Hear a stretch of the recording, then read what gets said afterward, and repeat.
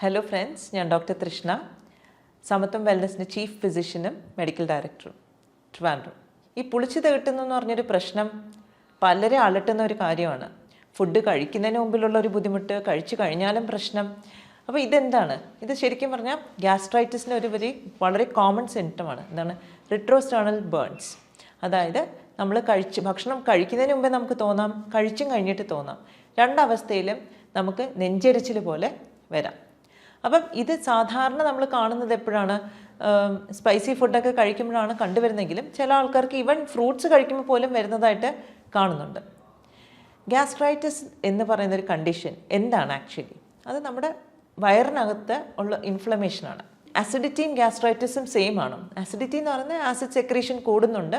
അപ്പോൾ അതുകൊണ്ട് ചിലപ്പോൾ നമുക്കൊരു അതിൻ്റെ ഒരു സിംറ്റമായിട്ട് പുളിച്ചു തികിട്ടലോ അല്ലെങ്കിൽ എന്താ പറയുക, ഒരു റിട്രോസ്റ്റേണൽ ബേൺസ്, നമുക്ക് നെഞ്ചെരിച്ചിലായിട്ട് വരാം. പക്ഷേ GERD, gastro oesophageal reflux disease എന്ന് പറയുന്നത് നമ്മുടെ ഈ ഗ്യാസ്ട്രിക് സെക്രീഷൻ തികിട്ടി നമ്മുടെ ഈസോഫേഗസിൽ വരികയും അതുകൊണ്ട് വളരെയധികം അസ്വസ്ഥതയും ഉണ്ടാകുന്ന ഒരു കണ്ടീഷനാണ്. ഇത് എന്തുകൊണ്ടുണ്ടാകുന്നു? രണ്ട് കാര്യങ്ങൾ ഇവിടെ സംഭവിക്കാം. ഒന്ന്, നമ്മുടെ സ്ഫിങ്ക്റ്റർ മസിൽസ്, അതായത് ഈസോഫേഗസിനെയും സ്റ്റമക്കിൻ്റെ ഇടയ്ക്കുള്ളൊരു മസിലുണ്ട്, അതിൻ്റെ ഫങ്ഷൻ നോർമലായിട്ട് നടക്കുന്നില്ലെങ്കിൽ ഇത് പുളിച്ച് തികട്ടി വരാം. പിന്നെ ചില ആൾക്കാർക്കെങ്കിലും ഒരു സ്വഭാവമുണ്ട്, ഭക്ഷണം കഴിച്ചു കഴിഞ്ഞാൽ ഉടനെ മലന്ന് കിടക്കും. അത് ഒട്ടും പറ്റില്ല. കാരണം മലന്ന് കിടക്കുമ്പോൾ നാച്ചുറലി ഈ മസിൽസ് റിലാക്സ്ഡ് ആവും, പുളിച്ച് അല്ലെങ്കിൽ തികട്ടി വരാനുള്ള ചാൻസസ് കൂടുതലാണ്. അപ്പം ഗ്യാസ്ട്രൈറ്റിസിന് നമുക്ക് വീട്ടിൽ ചെയ്യാൻ പറ്റുന്ന കാര്യങ്ങൾ എന്താണ്? ഫസ്റ്റ് തിങ് തന്നെ ഈ പറഞ്ഞ കണക്ക് നമ്മൾ കഴിക്കുമ്പം നമ്മൾ വയറ് നിറച്ച് കഴിക്കണ്ട. നമ്മളൊരു ഹാഫ് ക്വാണ്ടിറ്റി, അതായത് നമ്മുടെ വയറ് പകുതി നിറയുന്നവരെ കഴിക്കുക. പിന്നെ ഒരു 1/4 നമ്മൾ വെള്ളത്തിന് വേണ്ടി സ്പേസ് ഇടുക. ഒരു 1/4 നമ്മൾ കാറ്റ്, അതായത് ഈ ഫുഡിൻ്റെ ഡൈജഷൻ നടക്കാൻ വേണ്ടിയിട്ട് കുറച്ച് സ്പേസ് ഇടുക. അപ്പം സാധാരണ നമുക്ക് എന്താ പറ്റും, നമ്മൾ വയറ് നിറച്ച് കഴിച്ചാലും നമുക്കൊരു സെറ്റൈറ്റി ഫീലിംഗ്, നമ്മൾ കഴിച്ചു എന്നൊരു ഫീലിംഗ് വരുള്ളൂ. അത് നമ്മുടെ ഒരു ടെൻഡൻസിയാണ്.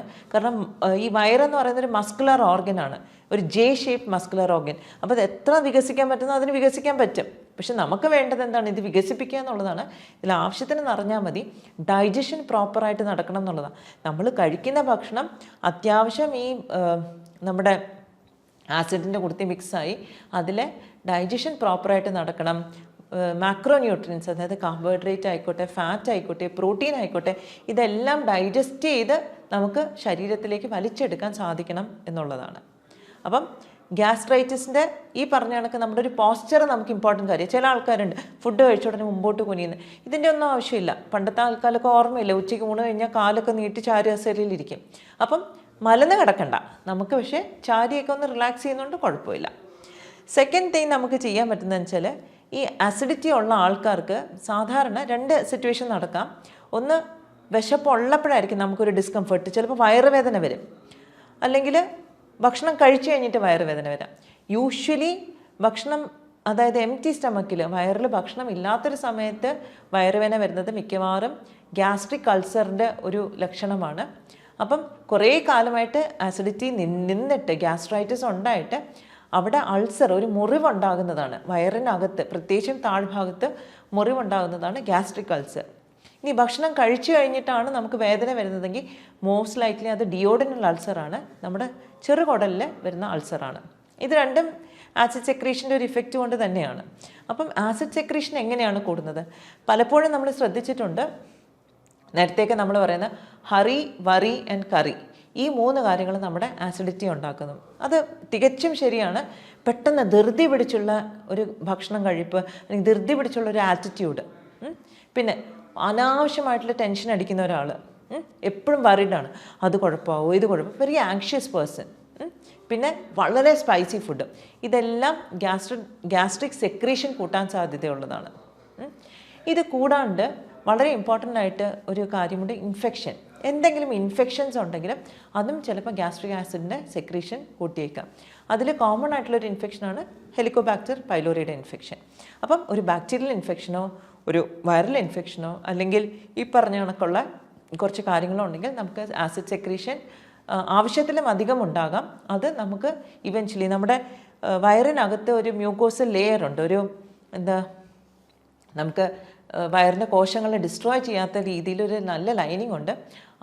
അതിൻ്റെ സെക്രീഷൻ കുറയുകയും അത് തകരാറിലാവുകയും ഈ ആസിഡ് കൂടുതലും സെൽസിനിടയിലേക്ക് പോയി അവിടെ ഒരു മുറിവ് അൾസറൊക്കെ ഫോം ചെയ്യാൻ സാധ്യതയുണ്ട്. അപ്പം ഇതിൽ നമ്മൾ ഏറ്റവും കൂടുതൽ ശ്രദ്ധിക്കേണ്ട കാര്യം വെച്ചാൽ ലോങ് ടേം ഗ്യാസ്ട്രൈറ്റിസ് ഉള്ളവർക്ക് അൾസർ വരാനും അത് പിന്നീട് ഒരു ക്യാൻസർ സ്റ്റമക്ക് കാർസിനോമയിലേക്ക് പോകാനുള്ള ചാൻസസ് ഉണ്ട്. ഇതൊരു മുറിവാണ്. ആ മുറിവ് ഉണങ്ങാതെ അത് കൂടുതൽ ഡാമേജ് വന്ന് അത് ഒരു ക്യാൻസറസ് ആയിട്ട് മാറാനുള്ള സാധ്യതയുണ്ട്. അതുകൊണ്ട് തന്നെ it's very important that we correct this problem. അപ്പോൾ ഗ്യാസ്ട്രൈറ്റിസ് നമുക്ക് എങ്ങനെ കറക്റ്റ് ചെയ്യാം? ഇപ്പോൾ അൾസറൊക്കെ ആണെങ്കിൽ ഡെഫിനറ്റ്ലി നമുക്കൊരു തണുത്ത പുളിക്കാത്ത തൈരോ അല്ലെങ്കിൽ തണുത്ത പാലൊക്കെ കുടിച്ചു കഴിഞ്ഞാൽ നമുക്ക് ഉടനെ തന്നെ നമുക്കൊരു ഇൻസ്റ്റൻറ്റ് റിലീഫ് കിട്ടും. പക്ഷെ അത് മാത്രം മതിയോ? ഡെഫിനറ്റ്ലി പോരാ. നമ്മുടെ ഒരു കുമ്പളങ്ങ നീരൊക്കെ കുടിക്കുന്നത് നമ്മുടെ ഗ്യാസ്ട്രൈറ്റിസിനെ നമുക്ക് കൺട്രോൾ ചെയ്യാനായിട്ട് ഹെൽപ്പ് ചെയ്യും. പക്ഷേ ഇതിലെല്ലാത്തിലും ഞാൻ പ്രത്യേകം എടുത്തു പറയുന്നു, നമ്മളിപ്പോൾ എല്ലാ വയറിൻ്റെ ഡിസ്കംഫർട്ട് അല്ലെങ്കിൽ ഇൻഡൈജഷൻ നമുക്ക് ഗ്യാസ്ട്രൈറ്റിസ് ആണെന്ന് പറയാൻ പറ്റില്ല. ചിലതൊക്കെ ആസിഡ് സെക്രീഷൻ കുറവുള്ളതുണ്ട്. നമുക്ക് ഈ വയറ് വീർത്ത് കിട്ടുന്നതൊക്കെ ഒരുപക്ഷെ ഹൈപ്പോ ആസിഡിറ്റി ആയിരിക്കും, ആവശ്യത്തിന് ആസിഡ് ഇല്ലാത്തതിൻ്റെ ഒരു ലക്ഷണവുമാകാം. അപ്പോൾ അത് തിരിച്ചറിഞ്ഞിട്ട് വേണം നമ്മൾ എന്താണ് ചെയ്യേണ്ടതെന്ന് തീരുമാനിക്കാൻ. പിന്നെ ഇപ്പോൾ നമ്മൾ സാധാരണ കറക്റ്റ് ടൈമിൽ ഫുഡ് കഴിക്കുക, അത് ഇമ്പോർട്ടൻ്റ് ആണ്. പക്ഷെ അഥവാ നമുക്ക് കഴിക്കാൻ പറ്റുന്നില്ലെങ്കിൽ നമുക്ക് നല്ല തണുത്ത വെള്ളം സിപ്പ് ചെയ്യുന്നത് നമുക്ക് ഈ അസിഡിറ്റിയുടെ സിംറ്റംസ് കുറയ്ക്കാനായിട്ട് നമ്മളെ ഹെൽപ്പ് ചെയ്യും. ഇത് വളരെ സിമ്പിളാണ്. ആസിഡ് എന്ന് പറഞ്ഞാൽ ഭയങ്കര തിളയ്ക്കുന്ന ഒരു ദ്രാവകമാണ്. അതിൻ്റെ പുറത്തോട്ട് തണുത്ത വെള്ളം ഒഴിച്ച് കഴിയുമ്പോൾ നാച്ചുറലി ഇറ്റ് വിൽ ഗെറ്റ് സബ്സൈഡഡ്. പിന്നെ പഴം ബേസ്ഡ് ആയിട്ടുള്ള മിൽക്ക് ഷേക്സും തണുത്ത അതൊക്കെ കഴിക്കുന്നത് നമ്മുടെ അസിഡിറ്റി കുറയ്ക്കാനായിട്ട് നമ്മളെ സഹായിക്കും.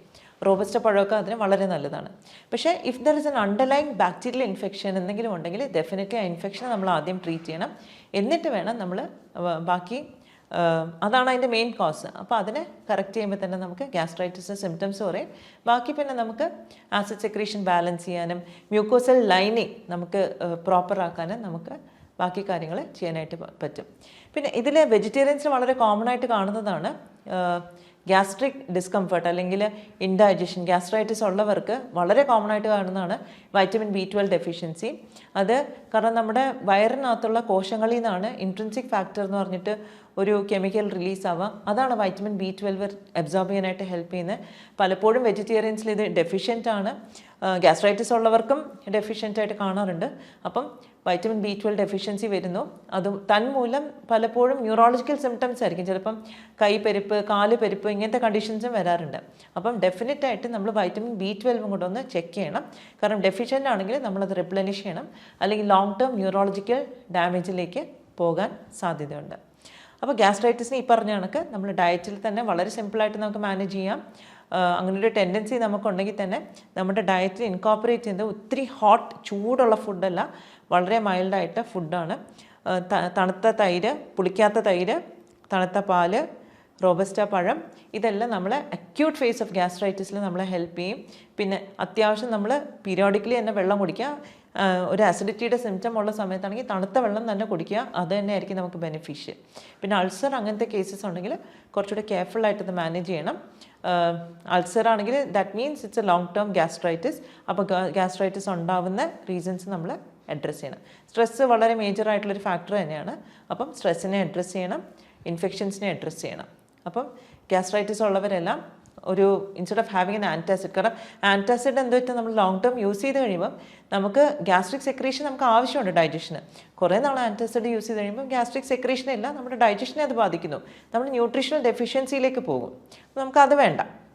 നാച്ചുറലായിട്ട് കുറച്ച് ആൻറ്റാസിഡ്സ് ഒക്കെ നമുക്ക് വേണമെങ്കിൽ യൂസ് ചെയ്യാം, ലൈക്ക് കുമ്പളങ്ങയോ എന്തെങ്കിലും. പക്ഷേ അതൊക്കെ ഒരു ഷോർട്ട് ടേം പീരീഡിന്. ലോങ് ടേം ആയിട്ട് എന്തുകൊണ്ടാണ് നമ്മൾ ഈ ഗ്യാസ്ട്രൈറ്റിസ് ഉണ്ടാകുന്നത് നമ്മളത് ക്ലിയർ ചെയ്ത് പോകുന്നതായിരിക്കും എപ്പോഴും നല്ലത്. So I hope this was informative for you. എന്തെങ്കിലും സംശയം ഉണ്ടെങ്കിൽ please do respond. We will get in touch with you. Thank you.